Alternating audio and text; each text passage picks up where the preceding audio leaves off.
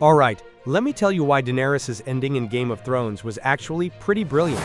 Yeah, even though a lot of folks didn't like it at first. It's 2025 now, and maybe it's time we rethink her whole journey. So when the show wrapped up, tons of fans were upset about how Daenerys suddenly went full Mad Queen and burned down King's Landing. But honestly, if you watch the whole series again, you'll see her descent wasn't just thrown in at the last minute. It was built up carefully over all 8 seasons. People say her turn was too sudden, but there were clues all along. Daenerys, the mother of dragons, was always a complicated character. Remember, Targaryens have this lore about a 50-50 chance of madness. The show even hints at that. So the real question wasn't if she'd snap, but when. Look back at her early moves. She doesn't bat an eye when her brother Viserys dies.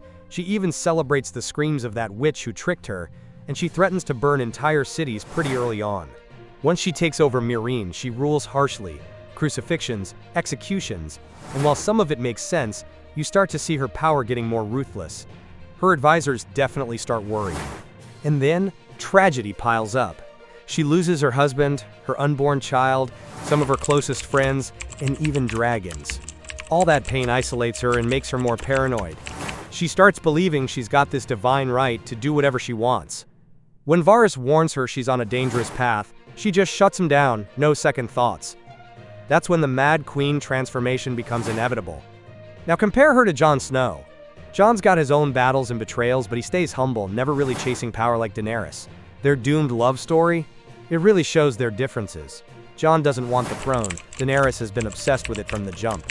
The show's title, A Song of Ice and Fire, perfectly sums this up. Fire is Daenerys' fierce ambition. Ice is Jon's calm resolve. Fans wanted a happy ending, sure, but the story demanded something more tragic and complex.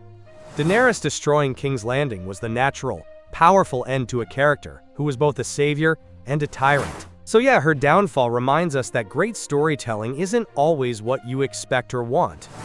Daenerys' arc is a masterclass in showing how trauma and power shape a ruler's fate. Now, looking back in 2025, her story feels way more compelling than a lot of us thought at first.